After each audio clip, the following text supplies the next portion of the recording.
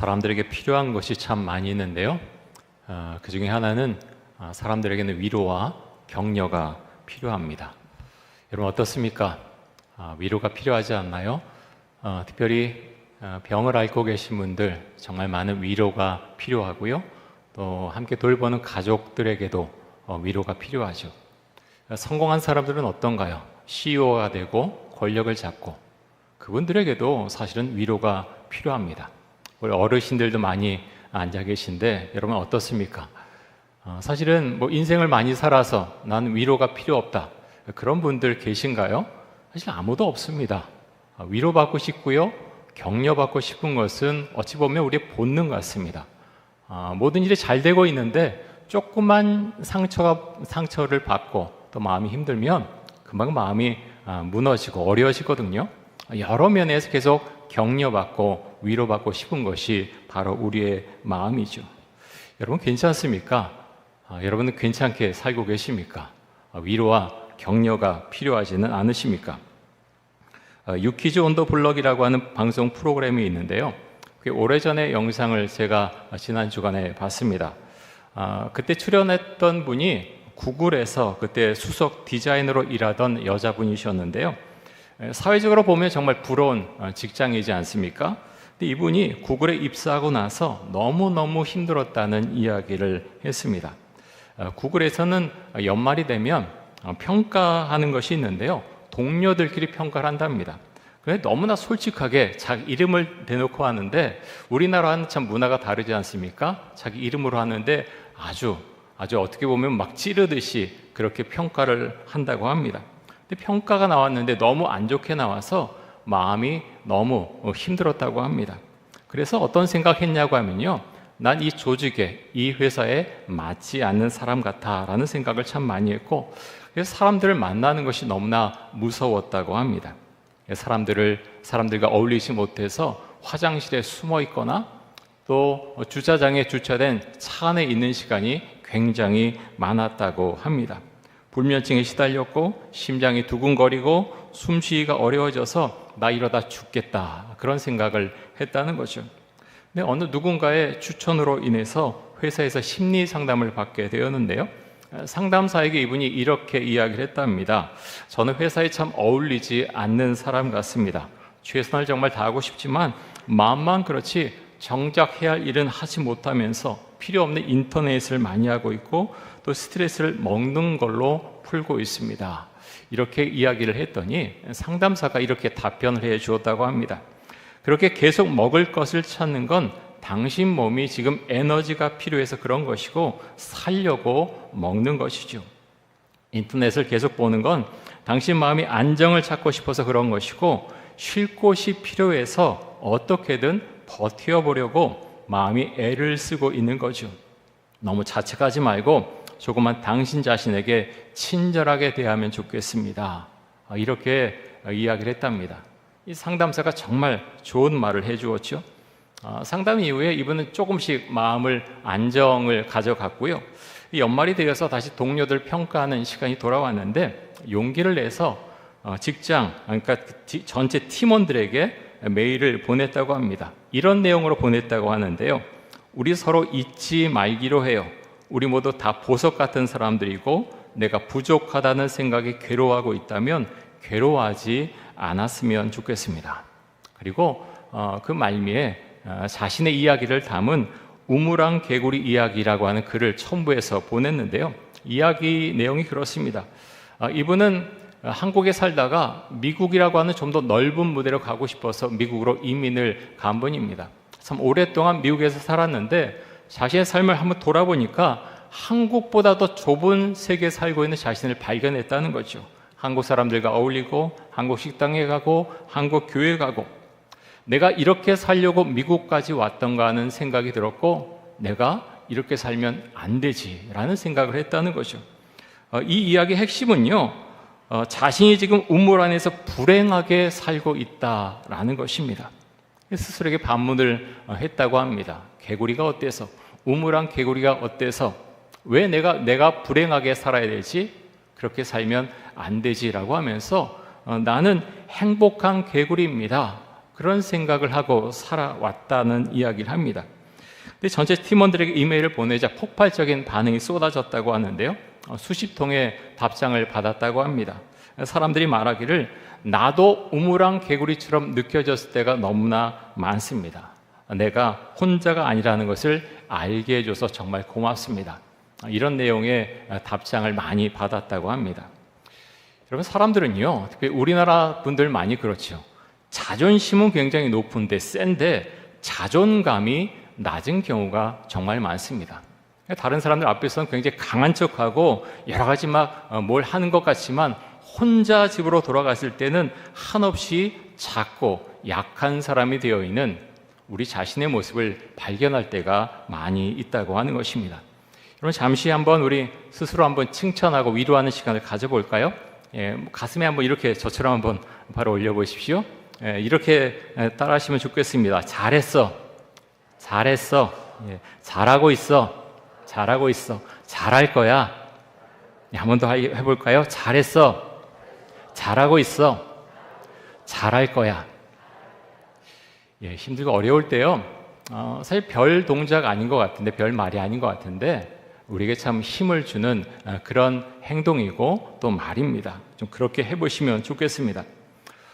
오늘 말씀도 이제 사도 바울이 쓴 그 말씀이지 않습니까? 근데 그는 정말 굳센 믿음을 갖고 있는 사람이어서 약해지지 않고 도무지 쓰러지지 않을 것 같은 그런 이미지를 우리에게 줍니다. 하지만 말씀을 읽어보면요, 전혀 그렇지 않습니다. 그는 힘들어했고 그는 약해질 때도 많았고 어려워했지요. 그래서 사도 바울은 하나님의 위로가 필요했고 또 다른 사람들의 위로와 격려가 정말 필요했습니다. 제가 언젠가 어느 노예 어느 목사님과 잠깐 이야기를 나누는데 그 목사님이 그런 이야기를 하셨어요. 그 목사님이 이제 당시 노회장이셨는데요. 정말 바쁜 시간을 보내고 있었죠. 어느 주일에 담임 목사로 섬기고 있는 교회에서 여러 번 설교하고 또 주어진 사역을 잘 감당하고 오후 늦은 시간에 다른 교회에서 있을 항존직 임직식에 참여하기 위해서 그 교회에 갔다고 합니다. 근데 그날 굉장히 몸과 마음이 지쳐 있었다 그래요. 근데 그게 도착했는데 어느 봉사 집사님이 요구르트를 간식으로 주셨답니다. 근데 작은 건데요, 그걸 먹고 그렇게 힘이 나더랍니다. 너무 그 집사님이 고맙고 참 감사한 생각이 들었고 마음속에 하나님이 날 이렇게 위로하시는구나, 그런 생각을 가졌다는 겁니다. 여러분, 우리는 사실 큰 것보다 크게 위로받으면 좋은데 그것보다 작은 것에 위로를 받을 때가 참 많이 있습니다. 작은 간식 하나에 감동을 받기도 하고 또 나를 칭찬하는 말 한마디에 기운이 나기도 하죠. 우리가 서로 칭찬을 많이 하면 좋겠습니다. 가족 간에 칭찬 많이 하시고요. 또 교회에서 오늘 뵙는 분들 조그마한 거 발견하면 칭찬 많이 해주시기 바랍니다. 나아가서요, 우리 자신에 대해서 참 엄격할 때가 많죠. 저도 참 그런 편인데요. 우리 자신에게 좀 잘했다고 그렇게 칭찬을 많이 해주면 좋겠습니다. 자, 오늘 말씀 한번 보겠습니다. 3절과 4절, 고린도후서 1장 3절과 4절입니다. 우리 3절과 4절 같이 한번 읽겠습니다. 찬송하리로다. 그는 우리 주 예수 그리스도의 하나님이시요 자비의 아버지시요 모든 위로의 하나님이시며 우리의 모든 환난 중에서 우리를 위로하사 우리로 하여금 하나님께 받는 위로로서 모든 환난 중에 있는 자들을 능히 위로하게 하시는 이시로다. 아멘. 여러분, 그렇죠. 하나님은요, 우리를 위로하시는 하나님이십니다. 바울은 내가 환난 중에 있을 때 하나님께서 나를 위로해 주셨다, 이렇게 말씀하고 있고요. 그 받은 위로로 내가 다른 사람들을 위로했다라고 말씀하고 있죠. 메시지 성경에 보면 이 부분을 이렇게 번역을 했습니다. 자, 메시지 성경에 보면 모든 위로의 하나님, 그분은 우리가 힘든 시기를 겪을 때 우리 곁에 오시는 분이십니다. 또한 그분은 우리가 알아차리기도 전에 힘든 시기를 겪고 있는 다른 사람 곁으로 우리를 데려가셔서 그분께서 우리를 위로해 주셨듯이 우리도 그 사람을 위로하도록 힘 주시는 분이십니다. 여러분, 유진 피터슨 목사님께서 번역을 정말 잘 하셨지요? 하나님께로부터 위로받은 그 사람은 다른 사람을 위로할 수 있습니다. 하나님은요, 이걸 우리에게 원하신다는 거야. 내가 위로를 받았느냐? 그러면 힘을 내서 어려워하는 다른 사람들을 위로해라. 하나님은요, 우리에게 이렇게 말씀을 하십니다. 요즘 우리가 느헤미야서 말씀을 가지고 큐티하고 새벽 기도회 때 말씀 전하고 있는데요, 저는 이 말씀 묵상하고 또 전하면서 참 많은 위로를 받고 있습니다. 느헤미야는 사실 페르시아에서 오지 않고 편하게 살 수 있었습니다. 고위 관료였고요, 아무런 어려움이 사실 없었지요. 하지만 고국에 대한 그 아픈 소식을 듣고 그는 기도하시오, 금식 기도하고, 그리고 예루살렘의 총독으로 부임을 합니다. 근데 와서 보니까 유다 사람들은 무력감에 시달리고 있었고요, 산발락과 도비아처럼 느헤미야를 대적하는, 자신을 대적하기 위해서 기다리고 있는 사람들이 있었죠. 또 와서 보니까 이 사람들과 내통하는 제사장들이 있었고요, 관료들이 있었습니다. 여러 가지가 느헤미야가 예루살렘 성을 재건축하기에 너무나 어려운 그런 상황 가운데 있었습니다. 한 가지를 처리하면 또 다른 문제가 계속해서 나타났죠. 하지만 그때마다 느헤미야는 기도하고 하나님을 의지합니다. 결국 남유다가 바벨론에 멸망당한 이후에 140년 동안이나 그 예루살렘 성벽이 다 무너진 채로 있었지만 단 50일 만에 그 성벽 공사를 마무리를 짓습니다. 참 하나님의 놀라운 은혜 아닙니까? 이것이요, 그냥 이루어진 게 아니라 느헤미야의 마음이 무너질 때마다 하나님께서 함께 하셨고 힘을 주셨고 위로해 주셨기 때문에 이 일을 이루어 갈 수 있었다고 하는 것입니다. 성경에 나오는 많은 인물들을 보면 위대해서 이 사람은 그렇지 않을 거라고 생각할지 모르지만 그 면면을 보면요, 참 아파하고 힘들어하고 약해질 때가 참 많이 있었습니다. 바울도 그랬고 느헤미야도 그렇죠. 하지만 이 사람들은요, 무너진 채로 그냥 있지 않았습니다. 하나님께서 일으켜 세우셨고 위로해 주시고 힘을 더해 주셨죠. 그럼 우리도 그럴 수 있기를 원합니다. 어떨 땐 내가 왜 이러지 하면서 마음이 무너져 있는데 잘 그 마음이 회복되지 않을 때가 있죠. 그럴 때 우리의 마음을 주 앞에 다 내놓고 주님, 바울도 느헤미야도 많은 위대한 선지자들도 이렇게 무너져 있을 때 하나님께서 잡아 일으켜 세워주지 않으셨습니까? 저도 잡아주십시오. 우리가 주 앞에 그렇게 기도하며 회복되는 그런 은혜가 있기를 간절히 원하고 축복합니다. 자, 이어서 5절에서 7절까지 말씀 보겠습니다. 우리 같이 한번 읽겠습니다. 그리스도의 고난이 우리에게 넘친 것 같이 우리가 받는 위로도 그리스도로 말미암아 넘치는도다. 우리가 환난 당하는 것도 너희가 위로와 구원을 받게 하려는 것이요, 우리가 위로를 받는 것도 너희가 위로를 받게 하려는 것이니 이 위로가 너희 속에 역사하여 우리가 받는 것 같은 고난을 너희도 견디게 하느니라. 너희를 위한 우리의 소망이 견고함은 너희가 고난에 참여하는 자가 된 것 같이 위로에도 그러할 줄을 알미라. 아멘. 자, 바울이 이렇게 고백합니다. 그리스도의 고난이 우리에게 넘친 것 같이 우리가 받는 위로도 그리스도로 말미암아 넘치는도다. 왜 이렇게 고백합니까? 예수님은요, 고난을 받았던 분이에요. 모진 고초를 겪었고 십자가에 못 박혀 죽으셨고 하지만 살아나셨죠. 여러분, 그래서 우리는 십자가를 바라볼 때 우리 안에 은혜가 임하는 것입니다. 나를 위해서 예수님께서 십자가에 달려 죽으셨다. 그것이 내 안에 고백되어지기 때문에 내가 어렵지만 주의 십자가를 바라보면서 위로를 얻게 되고 힘을 내게 되는 거죠. 6절에 보면 이 위로가 너희 속에 역사하여 우리가 받는 것 같은 고난을 너희도 견디게 한다. 이렇게 말씀합니다. 여러분, 견디게 한다라고 말씀합니다. 많이 어렵죠. 어려움 당하면 어렵죠. 마음도 힘들고요, 몸도 아프고 그러면 그것을 어떻게 설명할 수 있겠습니까? 그런데 하나님께서 위로해 주시고 힘을 주셔서 견디게 하신다. 이렇게 말씀하고 있습니다. 예수님의 제자들은 예수님께서 십자가에 못 박혀 죽으시고 그런 모든 과정을 보는 가운데서 사실 예수님을 잘 이해할 수 없었습니다.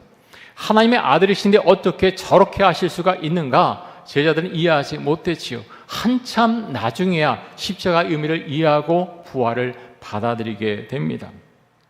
예수님께서 십자가에 죽으시고 부활하신 이후에 제자들에게 처음에 뭐라고 말씀하셨지요? 너에게 평강이 있을지어다. 이렇게 말씀을 하셨습니다.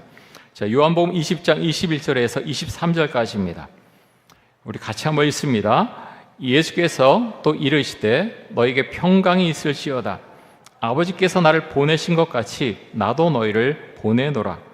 이 말씀을 하시고 그들을 향하사 숨을 내쉬며 이르시되 성령을 받으라.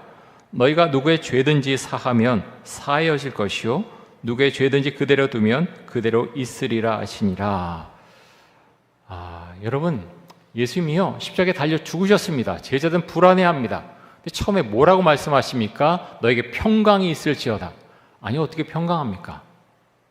스승이 죽었어요. 메시아가 죽었어요. 처참하게 죽었어요. 마음이 심란하고 어떻게 살아가야 될지, 예수님에게 배운 것도 많지만 어떻게 그 말씀을 전하며 살아야 될지 너무나 황당해하고 힘들어하고 있는 제자들에게 예수님이 나타나서 처음에 하신 말씀이 너에게 평강이 있을지어다, 이렇게 말씀하세요. 그 다음에 뭐라고 말씀하십니까? 성령을 받으라. 성령을 받으라. 여러분, 상황적으로 안 맞지요? 마음이 다 무너졌고요, 힘들어하는데 두 가지 말씀하셨어요. 평강을 받으라, 성령을 받으라 라고 말씀하십니다. 사랑하는 성도 여러분, 이 말씀 우리가 아멘으로 받을 수 있기를 원합니다. 때로는 평강, 내가 상황 가운데 내가 어떻게 평강할 수 있어? 내가 어떻게 평안할 수 있어? 그게 아니고요, 예수님께서 나에게 말씀하시면 아멘으로 받으시기 바랍니다. 상황이요, 어떤 사람들의 합리적인 생각이 말씀을 넘어서지 못합니다. 말씀은요, 어떨 때 이성적으로 잘 받아들여지지가 않아요. 왜 이렇게 말씀하시는지, 왜 이 장면에서 이렇게 말씀하셨는지 잘 이해가 되지 않을 때가 있죠. 그런데 말씀은요, 참 신비하게 받아들이는 거예요. 주님, 저에게 이렇게 말씀하셨사오니 제가 받아들입니다. 그래서 고백할 때 하나님의 삶 가운데 문제를 하나하나 풀어주시는 거죠. 자, 이어서 8절과 9절 말씀을 보겠습니다. 8절과 9절 이 말씀도 같이 읽습니다. 형제들아, 우리가 아시아에서 당한 환난을 너희가 모르기를 원하지 아니하노니 힘에 겹도록 심한 고난을 당하여 살 소망까지 끊어지고 우리는 우리 자신이 사형 선고를 받은 줄 알았으니 이는 우리로 자기를 의지하지 말고 오직 죽은 자를 다시 살리시는 하나님만 의지하게 하심이라. 자, 바울이요, 복음 전하는데 너무 어려움을 많이 겪었어요. 오늘 말씀에 나온 것처럼 환난을 당했는데 마치 사형 선고를 받은 것처럼 너무 힘들었다. 돌에 맞아 거의 죽게 되었고 태형도 맞았고 수도 없이 많은 고초를 당했죠. 그런 가운데 난 죽은 것 같았다, 죽은 줄 알았다라고 고백합니다. 그런데 바울이 뭐라고 이야기합니까? 이렇게 어려운 순간까지 가게 한 이유는 나를 의지하지 않고 오직 죽은 자를 다시 살리시는 하나님만 의지하게 하시려고 하나님께서 나에게 이렇게 하셨다라고 바울은 고백합니다. 여러분, 큰 병을 앓고 있는 분들, 어떻게 제가 그 마음을 다 알 수 있습니까? 제가 그 병을 겪어보지 않았거든요. 다 이해한다, 이거 사실 거짓말이죠. 그래서 그렇게 저는 말씀드릴 수가 없습니다. 큰 아픔을 겪고 있는 분들, 제가 그것을 다 이해합니다. 저는 그렇게 말씀드리기가 어렵습니다. 그분들을 위해서 기도하지만 제가 그 마음을 다 알 수가 없지요.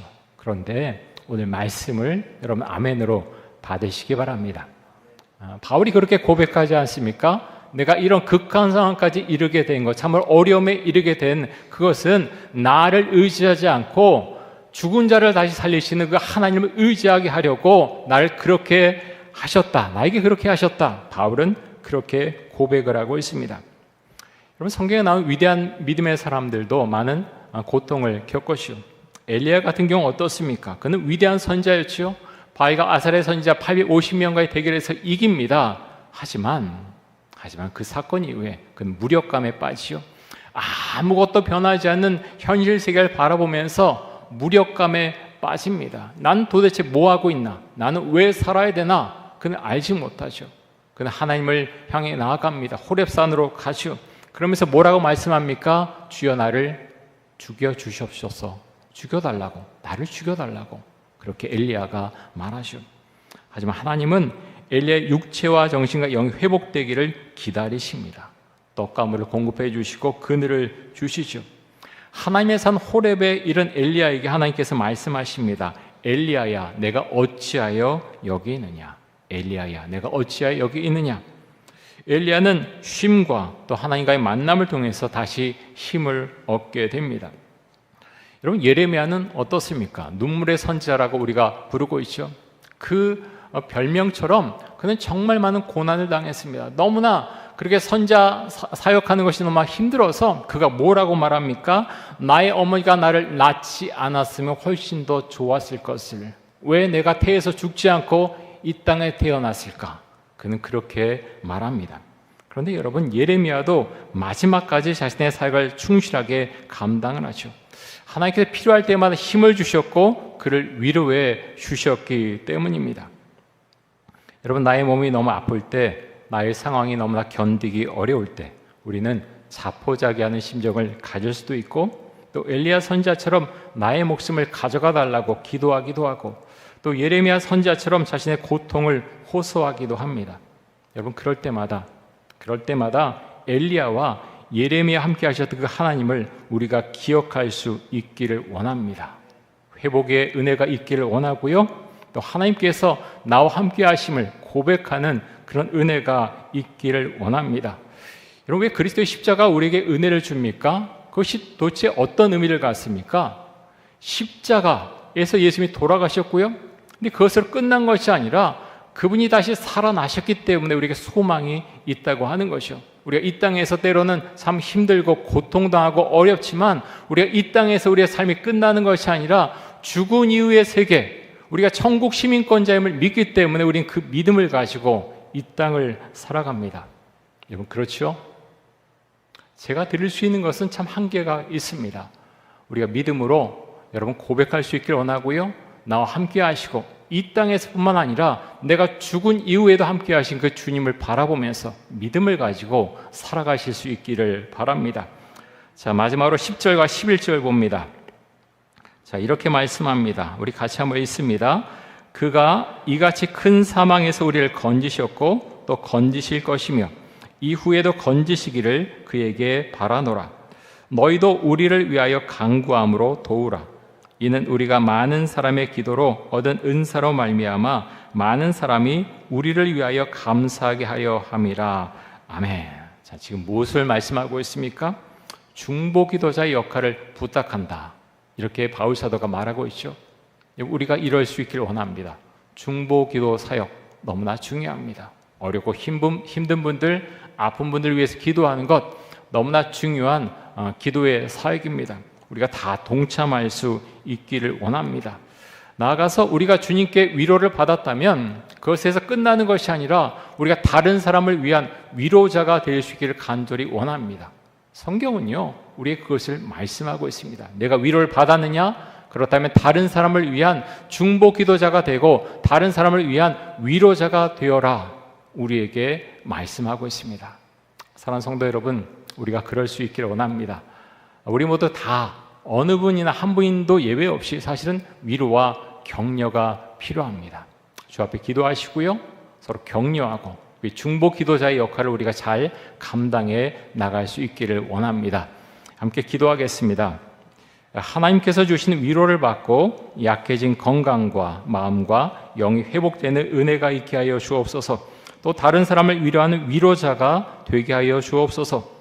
이 땅을 바라보며 사는 것이 아니라 그리스도의 십자가 부활을 바라보며 천국을 바라보며 살게 하여 주옵소서. 우리 통성으로 같이 기도하겠습니다.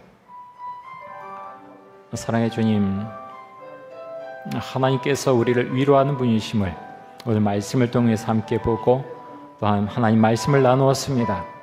하나님 아버지, 우리의 삶 가운데 생각하지 않았던 예기치 않은 사건과 사고들로 인해서 또 몸에 생기는 병으로 인해서 참 많이 아파하고 힘들어하는 분들이 계십니다.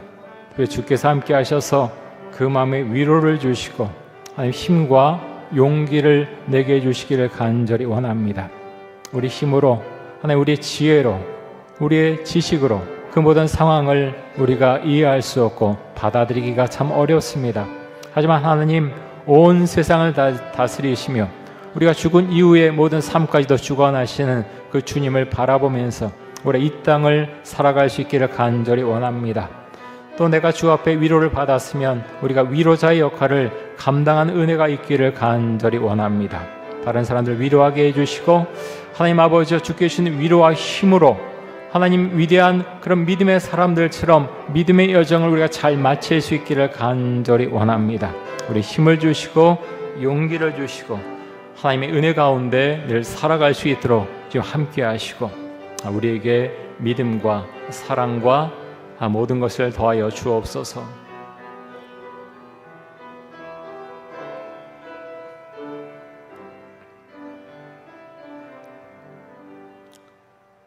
우리의 위로자가 되시는 그 주님을 찬양합니다.